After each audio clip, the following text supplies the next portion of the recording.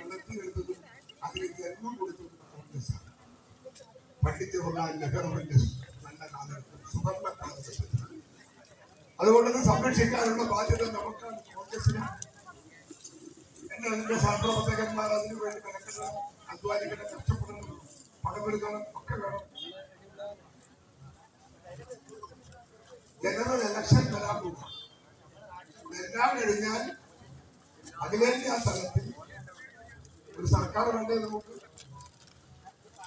ആ സർക്കാർ ഉണ്ടാക്കാൻ ഇന്ത്യൻ നാഷണൽ കോൺഗ്രസ് ഇന്ത്യൻ രാഷ്ട്രീയത്തിൽ